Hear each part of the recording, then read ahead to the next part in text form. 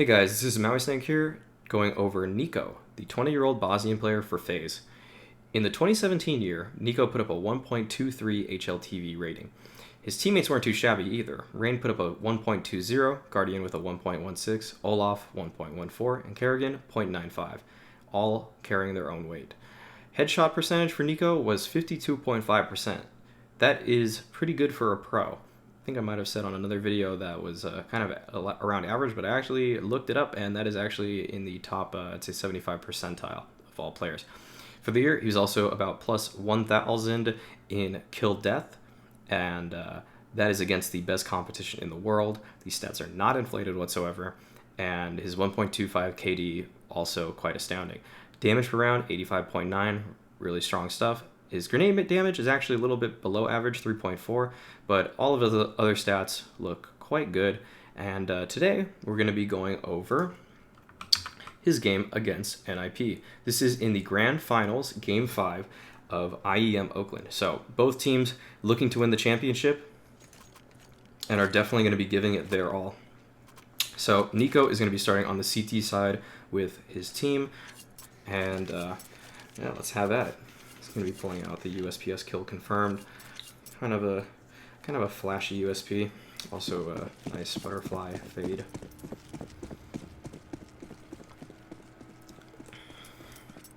So pistol round, just buying armor, and his teammate is going to be pushing door immediately. Niko is going to be going for a duel towards A main. This is not all too uncommon of a setup. Even though he is going by himself, he does definitely trust himself. He's playing against some of the best players in the world, but going to be just posting up on this angle.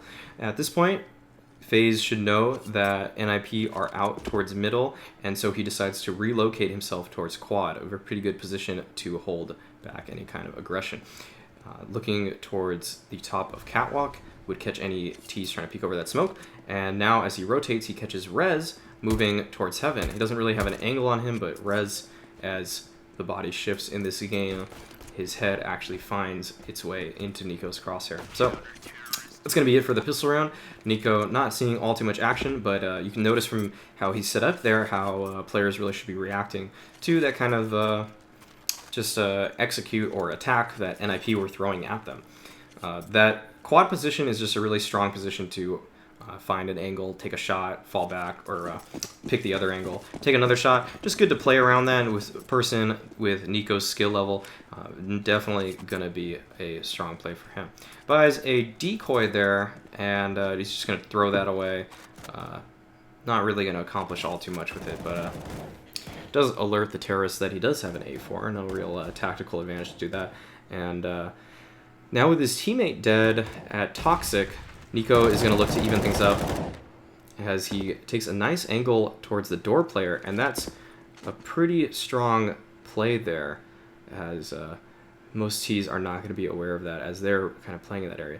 So Niko gives his M4 to Kerrigan now and decides to pick up the M4 from Olaf Meister. So with that, their team is now in control of both the M4s for the team. And there is a FAMAS at that fence position, but not really something they should be too worried about. And decides that he has to pick up mid, and now actually starts to walk towards B. He already made a little bit of noise here though, so Draken might be able to catch him off, but Draken looks the wrong way there, and Niko is able to clear out mid there. Just kind of willing to take any duel. Knows that they should be towards B, but just going to be playing it passively now. So then just wait, play it smart, wait for Kerrigan. Their utility, they don't have too much utility, but their firepower should be enough to bring him back into this round. He does know that at least one is on the bomb site for sure.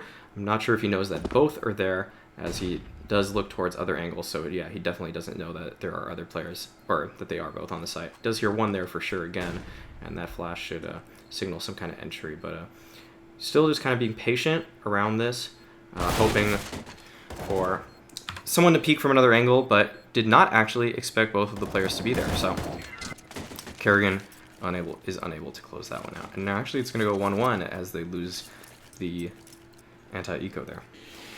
So, here we're going to see the famous Niko Deagle on Cash.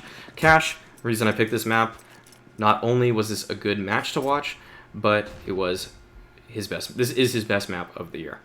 It is his highest rating on any map, and we are starting to see why right there. So Niko was just a really impressive display of skill and aim towards that white box position. Notice he's not playing too close to the white box, but he's playing far enough back that he can actually watch as people strafe out with not a bad sense of geometry there. So he can actually, he's not just getting caught by T's as they just close peek him. And he gets a little hungrier, looks for another kill towards mid, but Nip not going to get tricked by that, not going to let him just push a smoke or anything, but his damage was enough to get them into this upcoming round.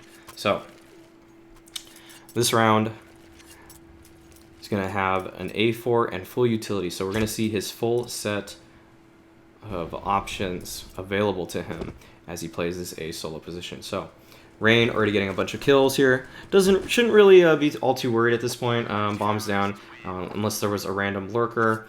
It was quite unlikely for Niko to see any action there, and all he has to do is rebuy a smoke. So FaZe kept their economy really strong, and Niko not really having too many decisions to make in that round.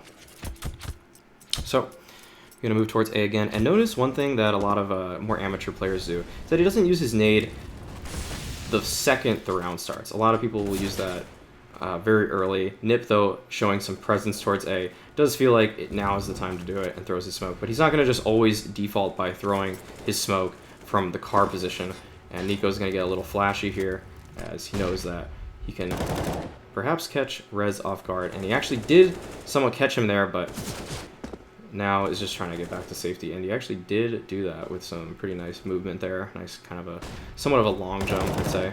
And now he's aware of Dragon's position, and just a really interesting and powerful angle for holding the A side. It is very aim dependent, very reaction dependent, but from this spot, you don't have really bad geometry against any terrorists. You're not going to have to make a crazy flick if someone jumps on top of red, which is a very common play, and then you're able to watch a lot of the angles at the same time. Good support flash from his teammate there, which allowed him to get the first kill, but that 1T just kind of hanging out right here was being a little bit of a nuisance there, and took Niko's attention for just a little too long, as he was unable to find the kill on the player that peeked from this side of bomb site.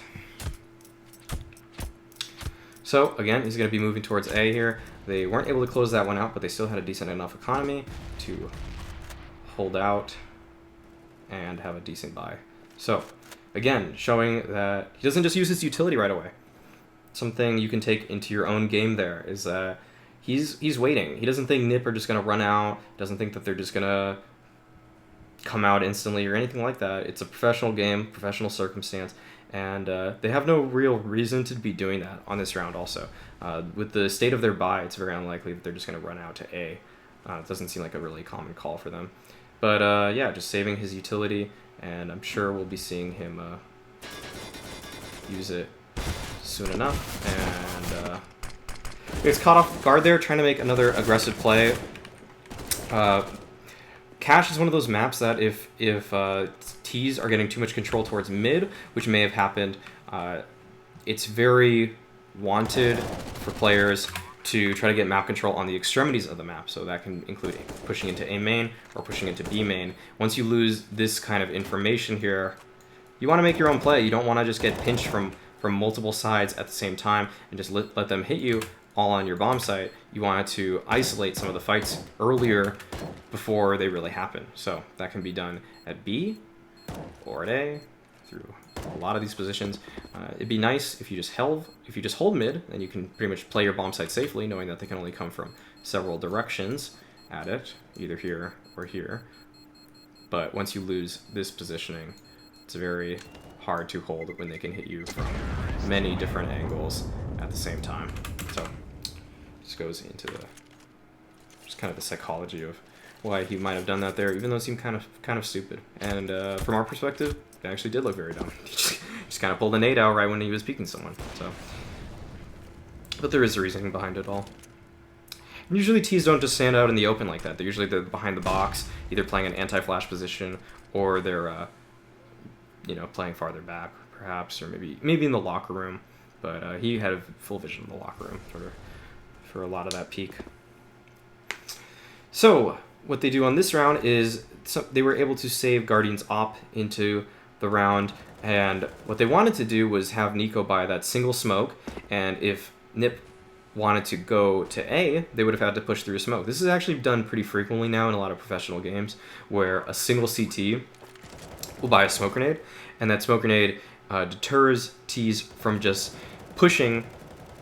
Even though they know it's an anti-eco, they don't want to run through a smoke. That's just silly. So sometimes that can make the terrorists reroute, and then what you do after you throw that smoke is you wait for them to reroute, and then you just stack the bomb site that they reroute to. Or, I mean, there's a bunch of different ways, little mind games you can do with it. You can smoke it and then still hold everyone there because you think that they're still going to go to that bomb site. But basically, it just gives you a little bit more intel. If they slow down completely throughout the round, then it probably means they're actually behind that smoke. If they actually are still making progress through a lot of the positions on the map, maybe it's just one guy, two at most, are going to be behind that smoke. But yeah, Nip there took advantage of the rest of the map as that was going on. So that's why everyone kind of moved off of it, and it didn't really pan out as expected.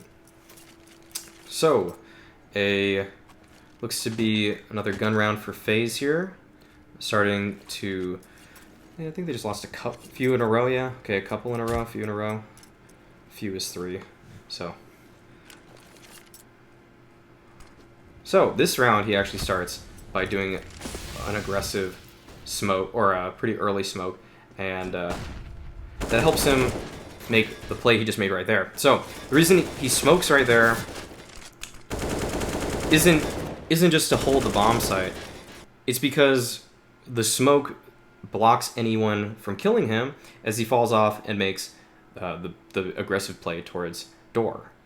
FaZe have been losing quite a bit in previous rounds, even with kind of a default setup, so they got to take the fight a little bit to them, and to Nip, that is. And that is definitely one way to do it. So notice there's just a lot more purpose to Niko's grenades than may meet the eye. Smoke was actually, without that smoke, he would have just died as he fell off of door. He either would have had to push farther into door or take the fight immediately to A main, but that allows for a very quick 1-for-0 trade that definitely favors the clan. The FaZe clan. So Nipper looking for a way back into this, and Niko is going to do kind of a one-and-done spot. Not really, it's actually not really a one-and-done, but it is just kind of a cheeky angle where he can hopefully find just a single headshot, and then thinning the numbers down to 5v3 would just give them a huge advantage into this round.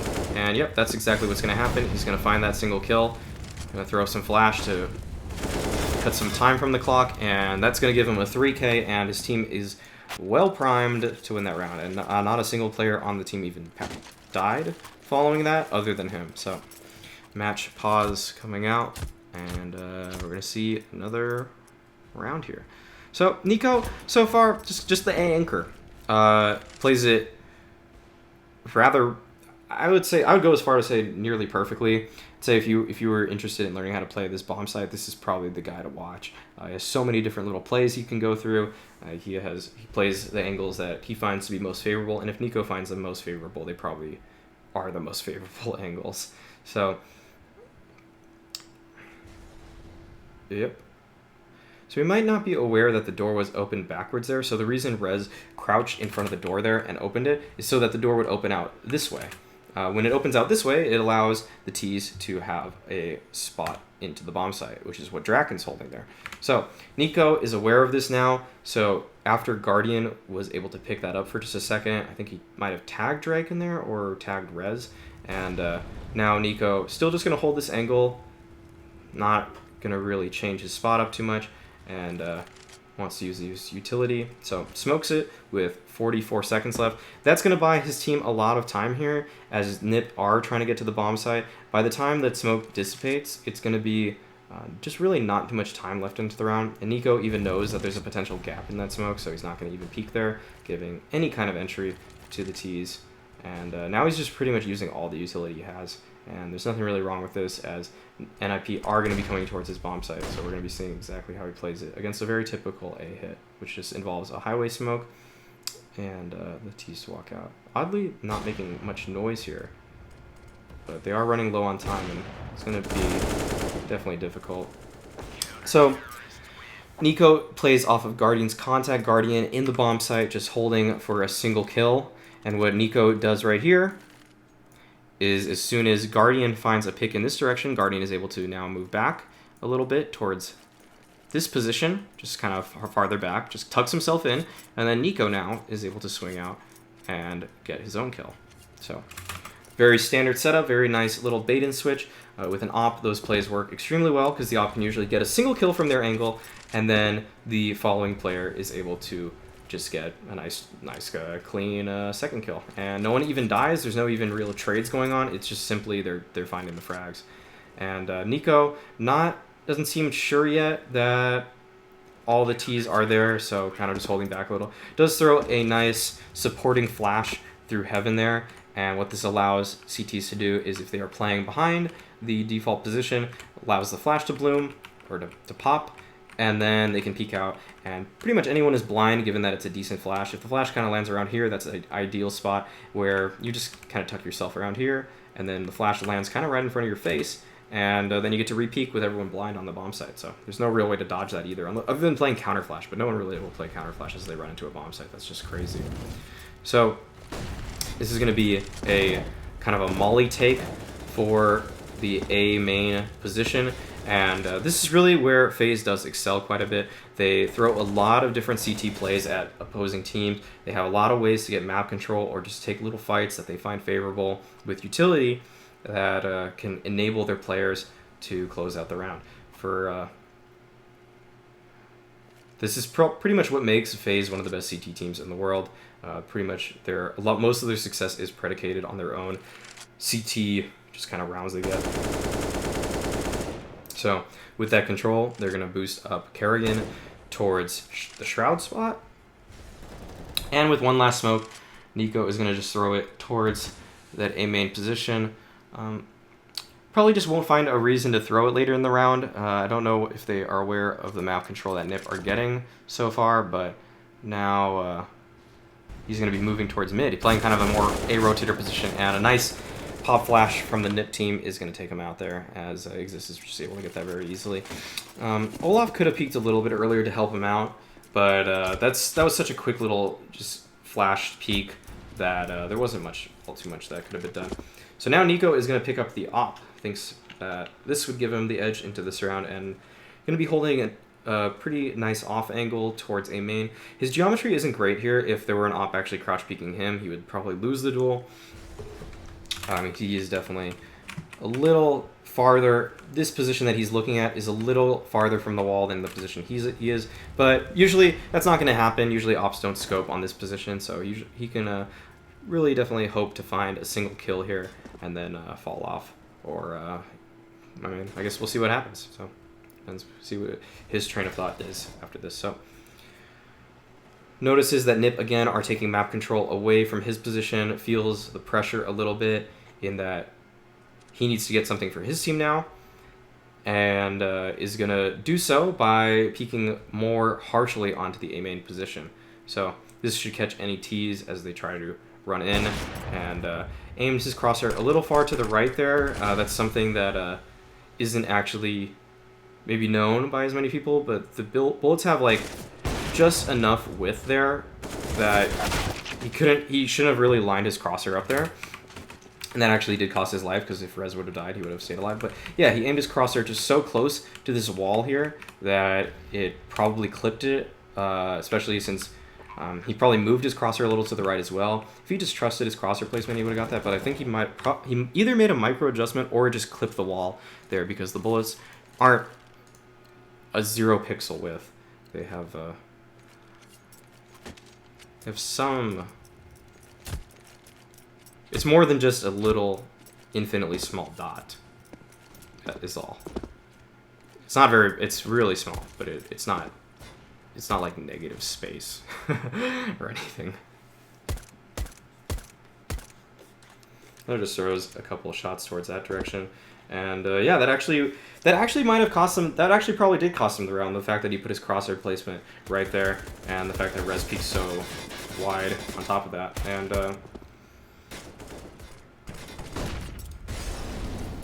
gonna be moving with his pack here, or should I say his clan, as he takes the A main position, not the A bomb site. And he's just oddly willing to take this fight here, despite having 2 HP. If Nip were to push him, he's probably going to die anyways. So I figure that getting some map control wouldn't hurt. But he's going to let Olaf have the gun there. And he's going to boost Olaf up. And that was a really clean exchange for him and Olaf. And now, with just 2 HP and a USP, there's not really much reason for him to go for anything at all. There's no... It's unlikely he'll find a kill, and it's also unlikely that there's no real guns to pick up either. So all he can really do now is kind of feed some cash. But, I mean, he's going to look for a headshot. He's Niko, and he thinks he can do it. And no real reason to not do it. I mean, if the opponents are lit, you can find some kills with a single headshot. But Rez is the only Nip player that would get taken out by the single USP headshot with armor. And so just stays alive to not feed cash into the next round. And yeah, nothing too crazy about that. Could have gone for it. Some people don't care if they die, and some people do. It doesn't really make much of a difference either way.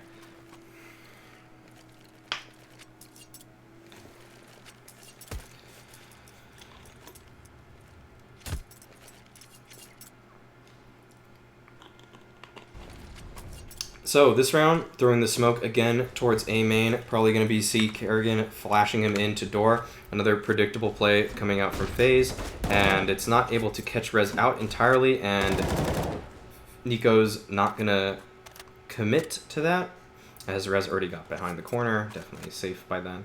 But yeah, as we can see, that's one of the plays that Niko and Kerrigan like to run. Very standard. And now just some spam through the door is actually going to get Rez down to 84. Just get some good damage. Nothing too meaningful, but is aware of Rez's position now, at least somewhat. So, due to the fact that he traded fire with him.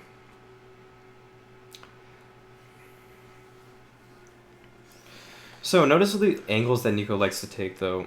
In the A-bomb set, he really likes to put his back against this wall here. This gives him just the best possible geometry. Sometimes playing close, closer to certain angles can get you in trouble.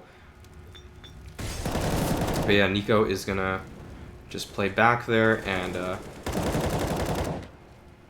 is able to find 2 already. So unable to find the next one, but that was, regardless, a pretty good hold for him. So let's talk about why he likes to put his back up against the wall as opposed to playing somewhere like here. So the advantages of playing somewhere like here are, 1, when a T strafes out, they kind of just won't... I mean, it's kind of a little more awkward for them to look here, but it's just as awkward for them to look here as well. So it doesn't really change all too much about what's going on in the round, but Rain trying to clutch us out. It's actually probably not gonna... Actually, I'm not sure if he'll get it, but the places you do not want to play in the bomb site are right against here and right against here. These angles offer you no positive geometry whatsoever. And by that, I mean the T's are going to run out, and they're going to see your arm, they're going to see your body before you see them. Your head's a little more into the center of your body, but your arm's going to stick out if you're here. Your arm's going to stick out if you're crouched right here. As they strafe out, they're going to see you, and they're just going to shoot you, and there's nothing you can even do to respond. So he likes to play with the best possible geometry, and with this geometry back here, he actually has so much the distance between this portion and this portion is actually far enough that he actually has an advantage from the geometry standpoint. So if your mid is covered, definitely consider playing farther back against the wall there, as Niko does. He definitely knows what he's doing. So kind of a force buy coming out. This is the last round of the half. Niko with nothing but a deagle, flashes, full utility. gonna probably find a gun here, I think, as he gets his way into vents. But it's gonna definitely be tough for the Bosnian to close this one out. And he does spot Exist's shoulder there. But if he waits too long, there's really no chance of him to get this. Exist does end up peeking him. And Niko, with that perfect crosshair placement, is going to take him out. I think Niko might have the best crosshair placement in the game. It's nice shot by Draken through the gap in that smoke. Niko, though, with a nice attempt on that one. The smoke just had a small gap that I don't think he was aware of. And that's going to do it for the half. So, 6 rounds on CT side. If I had to guess already, I already know who wins this, but anytime FaZe has less rounds on CT side than the opponent, it's pretty hard for them to get into these games. So, let's talk about Niko, though, briefly, about his CT side while this is paused. So, just an anchor for A. Very understanding of the fundamentals of Counter-Strike. By that, I mean when the team is man down, he knows that he needs to get map control. If his team loses map control, he knows he needs to get map control. If his team is man up, he knows that all he needs to do now is delay. So he can just use his nades, cycle through them, just slow the T's down, can just hole up in the bomb site and give them the least possible time to execute on the bomb site and hit him, as he did when him and Guardian were both on the bomb site together, or him and Kerrigan were on it together 2 separate times. Other than that, he has a few nice set plays to be aggressive at the beginning of rounds as well, and he just plays angles pretty much to perfection. The farthest, the back against the wall thing, not something you always are going to see from A players on cash at lower levels, or even in the professional scene, as they're usually just, even if they have a teammate mid, sometimes they're a little too scared of getting shot from white box. And with FaZe, though, they were able, when he played in that position, his teammates had enough mid control, or Niko is just simply confident enough that he can play there. And the advantage that he gets from being there outweighs the possibility of him getting shot from it. I don't think he ever played there, though, when the T's had map control. Just saying. When the T's have map control, he likes to make his own play, usually towards A main, to help his team out in that situation. He doesn't actually ever fall back either. Notice he never played truck. That's oftentimes, and he also never played forklift.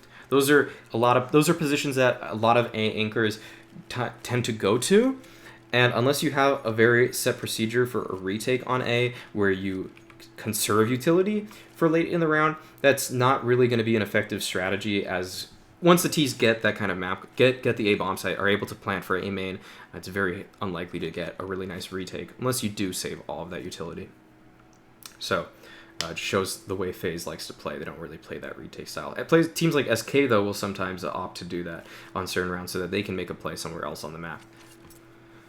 Okay, so starting the second half, Niko is very willing to buy utility. He does this very often for FaZe, and of course, when he did it for Mouse Sports as well, he was the in-game leader for them, and knows how much it can really benefit the team. So, despite Niko being such a great aimer and a great pistol player, he knows that more likely there's more of a chance for team success when he does buy the utility here. He's a very selfless player. And I mean, he just plays to win a lot. So, going to be doing an A exec here. His smoke is going to be landing for the A cross, and he's going to just be jumping around in this spot here.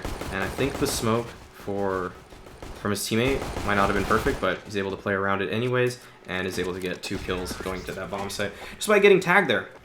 The aim punch on pistol rounds definitely has gotten lower. I think an update a few months ago did make that possible, or did just make that change, where even though you get shot sometimes in the chest when you have no armor on a pistol round, it doesn't really affect you that much. I think, besides the point, Sean Garrett's talking about a possible meta in the future where pistol rounds, no one's going to buy armor, but if everyone did that, then everyone would just aim for the bodies and start buying P250s.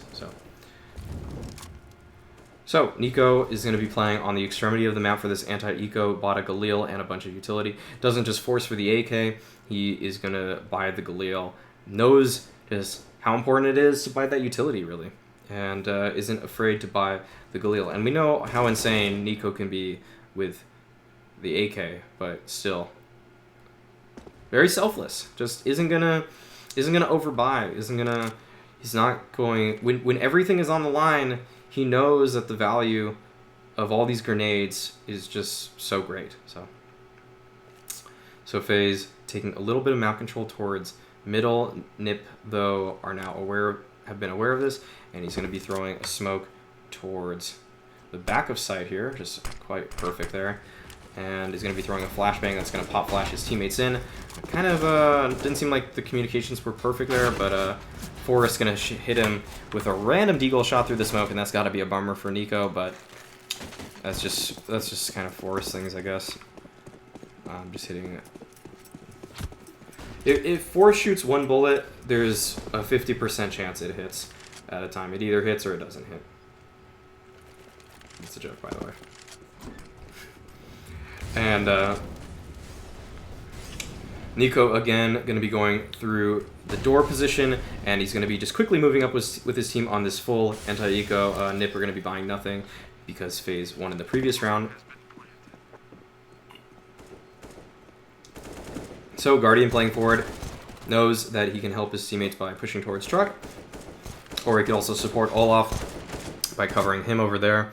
But yeah, kind of getting eco hungry here for sure. There's no like great reason to take this fight, but it can also just kind of be get your guys hyped a little bit. You guys got eco frag. Nice job, everyone. Get some more numbers on the board, farm those. And not just letting Nip save or get crazy exits because they're posted on every exit. And yeah, FaZe actually doing not really a bad job there doing that. They actually are sticking together. They're going to trade. They're going to make sure that there's more firepower towards that direction. All right, so the first full gun round is going to be coming out. And Niko, again, is going to be working this door position. This is something that he really liked to do on Mouse Sports as well. And just going to be setting up for an A exec to help his team here. And almost finds a stray bullet on Rez there, but man, that could have actually changed things. So Rez barely escaping with his life in a few of these rounds actually is having a pretty profound impact. And so Niko, though, sees the op, and again, almost killing Rez.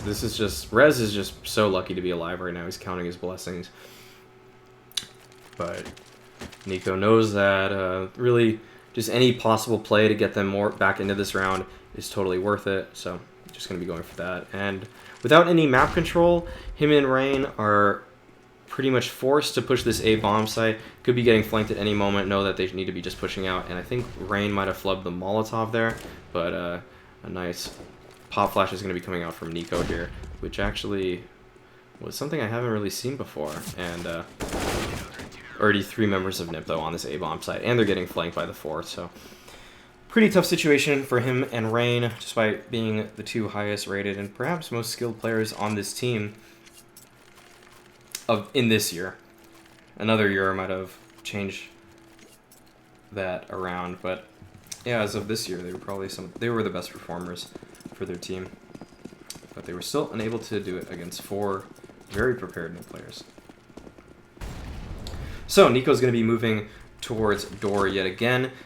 Opted to not throw the flash. I think he was considering it to get some more control here, but doesn't seem like Nip really liked to get aggressive to the door through door yet. And Niko he's had really good timing on these shots, and using the sound cues that he's been given has gotten really close on a lot of these, but hasn't been able to actually finish off any of the kills that have been potentially presented to him. And going to be throwing a molly for vents as they try to go for some more mid control, but Nip doing just a little too good of a job here in taking map control away from FaZe and stopping mid presence, stopping any kind of just aggression across the map, as Rez is just kind of hanging out right now in mid main, and he's getting a 3k off of this round. Would be pretty spectacular for Niko to close this one out, but we'll see how he tries to handle the 1v5, as they are going to have pretty low economy if he doesn't. Finds the 1-tap on Get Right, which is a great shot. Now he's well aware of force position. Two of the greatest aimers on the planet, and Forrest comes out ahead there. Not really a pure, super pure aim duel, but yeah, it might have been actually. It was pretty close to a pure aim duel. Niko never really had a chance to see Forrest, but Forrest playing the angles just perfectly there and finding the headshot before Niko was even really able to see more than a wrist of Forrest there. All right, so Niko is going to be coming out for this 21st round, and well aware of CT shenanigans in A main. He is the A player after all, looking for that boost behind there. Good crosshair placement again. I'm sure he's taken this fight a million times also, and probably we all should probably be taking notes where he aims that crosshair up, because sometimes that fight can be a little confusing actually. So definitely, I would put a lot of money on him actually aiming at a headshot level there if a guy actually jumped up on the box.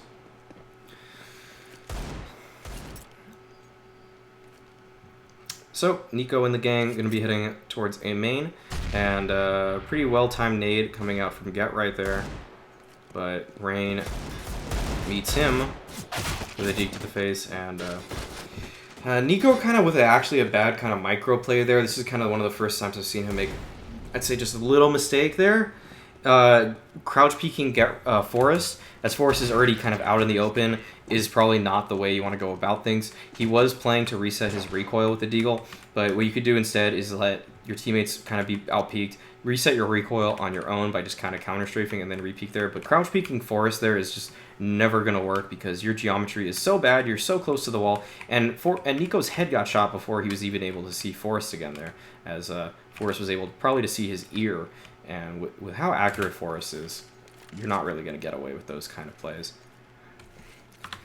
Crazy thing is that Niko and Forrest have, I think Forrest uses about double the sense that Niko does, and yet still maintains such incredible accuracy. I'd say Niko probably still a... You know what? Actually, I think that's up for debate, whether who is the better pure, just can react and aim at targets faster kind of player. They're both really good at it, but and Niko sometimes makes his sense look like it could be even higher than it is, but it is pretty low. So Niko going to be playing door, and if he were to actually open this right now, he'd be catching Exist off, and he does. That was a nice, actually, flash play from his teammates. A player from A main, perhaps Guardian or Rain, threw a flash just when Niko was opening the door, which would have caught off anyone blind who might have been actually at forklift, and I think that was the intended play. Exist was not actually really blind by that, but Niko was still able to capitalize, still catching him off guard. Took a bunch of damage, but came out with his life.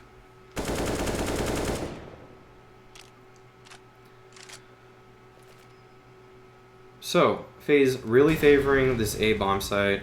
Looks like just Nip has been a little too good at getting mid control and even B control. I mean, you can see here that that Draken is actually really far up here, but Niko just going to be kind of holding, waiting for his team to find the right timing, and they're going to be setting up some kind of A hit here, as he's going to be smoking off the front of quad, and now they're going to be taking kind of this front red space. That's usually what that smoke allows you to do, is just kind of get out, take the space, but it looks like they might be planning for a save here. Actually, 2v2 now, definitely doable, but he has to move quick, and Get Right is just going to get a little too much from that, and great spray control from Get Right.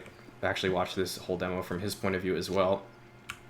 And what that smoke allows you to do, although the strat didn't work out as planned, Nip are just able to get too much map control to really make any real good exec from FaZe, not just a complete stack, is that when you're smoking off these positions, you're able to now take control of this area. And this is something a lot of amateur teams won't really bother doing, and it is kind of it's difficult to get your players in this kind of mindset. But yeah, once you smoke off these, you now have all of this space, and allows you to just kind of isolate a lot of the engagements. And usually you throw the smoke towards there earlier than the smoke towards here, so that as this one fades, you can now kind of work your way into the bomb site as so, while it should hopefully still be up somewhat. It's not going to be much longer, but yeah, usually that's the proper timing for it. And then you get to take the A bomb site a little bit after the fact. And kind of just segments the whole A take. Taking A is not really hard for most professional teams in a fair setup. Even if there's four players on the T side going to A, and there's only 2 people holding the bomb site, those guys on A are usually going to get traded out. So it's not super difficult, but it also just kind of minimizes losses. It doesn't allow for some nastier crossfires, which could involve a player at forklift being crossfired with a player at quad, which is by no means a pure crossfire, but it is a pretty common just setup for teams. So Niko, again, going to be going door on this deco, going to throw that smoke down to help Guardian get out, and it looks like they're actually going to get a plant here as there is no one towards the bomb site. But Niko, very cautious, very just going to take his time with a lot of these angles, and great shot onto Exist there, and also a nice follow-up onto Forest. Makes this a pretty doable round, a 2v3. That was once a 2v5. Still very difficult, but a couple more headshots can get Niko and Guardian definitely into this one. So he's going to choose to play the forklift position, a pretty nice angle for a deagle. A lot of headshot fights here, and unfortunately unable to get that kill on Draken. And now the entire Nip team is focusing on his position, and they're just going to spam him down there.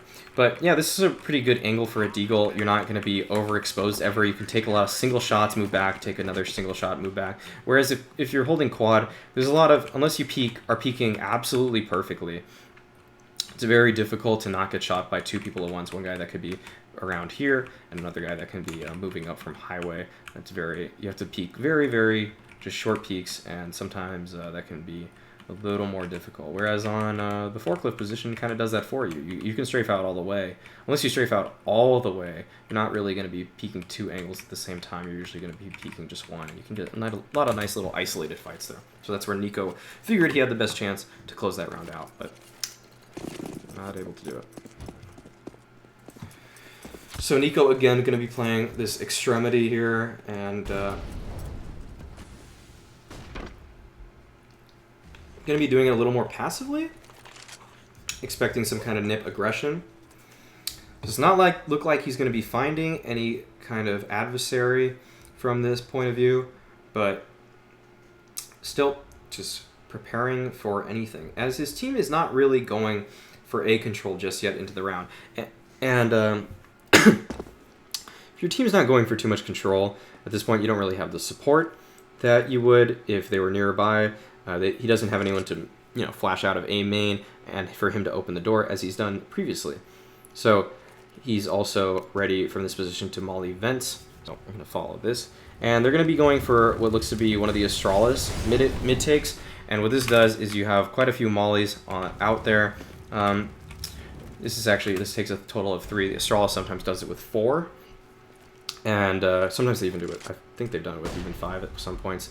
And you're going to just molly out every position. And this is finally going to give them that mid control that they've so desperately needed to get a little bit more footing into this round. And after doing so, they surprisingly are going to be moving back towards B.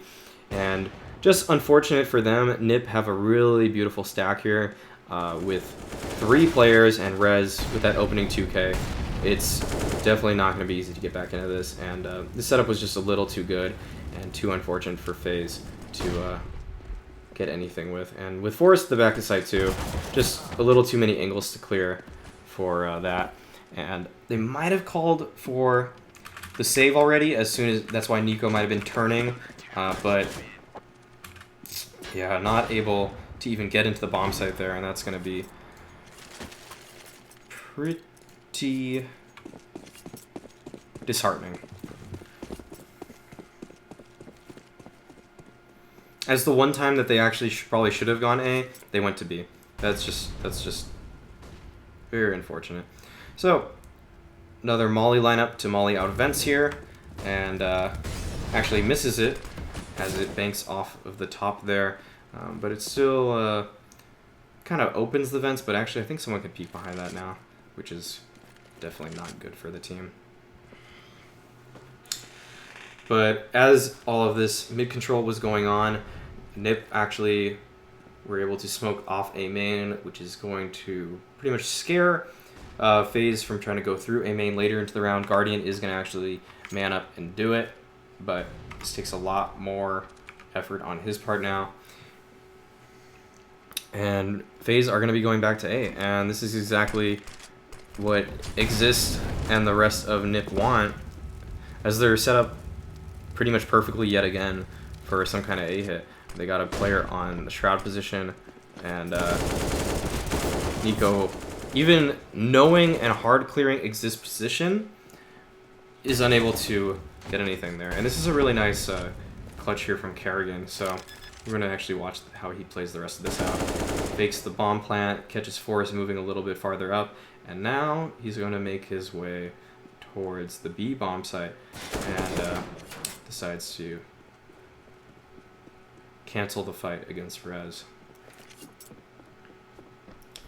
So Kerrigan going to move in, plant in the safest position possible, and now it's a 1v1 against him and Rez. So Rez is going to throw a flash through heaven. Should tell Kerrigan more or less where the position of Rez is, and now that Rez is actually making noise on top of that, he's going to make it very hard for him to win it. So Kerrigan able to keep FaZe's dreams alive as they are still fighting to bring this to OT, but not great economy looking, not very good economy for FaZe's side, and it's just not looking good. So, tactical timeout from NIP. We're going to talk about what they want to do, and but we're here for Niko. So Niko is going to be going to his favorite spot on the map yet again, the door position, and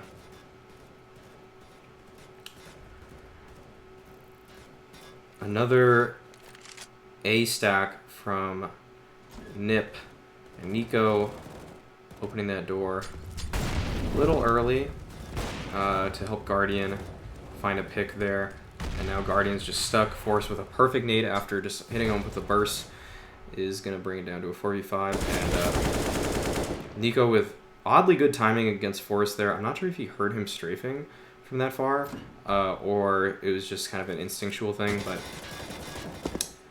picking up the op is going... Ooh. Okay, Niko's sense of just where to wall there is kind of frightening. Those were so close to Rez. And they're going to be going for mid control now. And I haven't really seen this smoke in a while, but it's going to just land towards Z. Good lineup. And it's going to get them out and get some more map control. But as they try to do so, Draken is posted up towards B. He's just getting so much map control towards B main. I know I say that a lot, but it's really hurting FaZe. And now down to one of the hardest 2v4s that Niko and Rain have ever faced, with the combined 50 HP versus 400. It's basically a 1-8 there. And yeah, Niko's just not able to find anything. So let's talk about Niko on cash. So T side. So T side, Niko is an extremity player. That's how a lot of these players that I've gone over with high ratings have been. They are working the corners of the map. When you work the corner of the map, you can usually get the isolated duels that you want, and you can really expect only fights from a single angle. And that's going to work really well for Niko. He's got incredible aim. He's got an incredible game sense. He's seen a lot of situations before, and he's smart enough to know how to play around those, so that when a lot of things come his way, he only has... It's pretty much a lot of it is a lot of just little binary decisions. If someone flashes in, he's going to post up from his favorite angle. If they don't, he's going to move up in the way that he likes to. There's a much more obvious kind of decision tree that goes through the player on the extremity than a player that's working through mid and has an objective to take map control for the team. And there's a lot more teamwork that has to be displayed for players that are going for the primary mid control of the round. But, however, Niko has shown in this that not only just a great shooter, but a great kind of role player, support player when he needs to be. He's selfless enough to buy what's necessary to win games, and he's just proven... this really showed that he was a very admirable player. I think people are well aware of his antics as the crazy, just Niko kind of guy. Like, he can do anything with that gun, it seems like, the Deagle. But he's also not going to just go full star mode and not play for his team at all. He's going to buy the Galil. He's going to buy the nades. And I really like seeing that from pros. Sometimes at lower levels, you won't see it all the time. You'll see. And other than that, T-side, just really standard stuff. Not the craziest T-side in all honesty. I mean, he's just going door most of the time. And you see a lot of players do that. You see Zipniks do that. You see Swag did that back in the day. And they all have their own little style to it. But for the most part, they do primarily the same job. I'd say Zipniks and Swag play a little more kind of default-centric with their team. And they look for picks a little more from door. But Niko, in that situation, with everything on the line, didn't feel comfortable looking for picks from door. And that's not necessarily a bad thing, because he's trying to play within his team system. But sometimes that's the little kick you need to get around that you otherwise wouldn't. You open the door early, you start kind of jumping across it, you play with the player at highway or the player at forklift a little, you maybe find a shot that you otherwise, that enabled you to get some just man advantage that you otherwise wouldn't have. So when everything's on the line, Niko not always being the most ambitious player, but he's very good. So that's going to conclude my Niko demo, though, guys. Hope you guys enjoyed. Be sure to do all the normal YouTube stuff that I know you know, and I know it, and I love it. So thanks for dropping by, guys. Hope you enjoyed. See you soon. Peace out.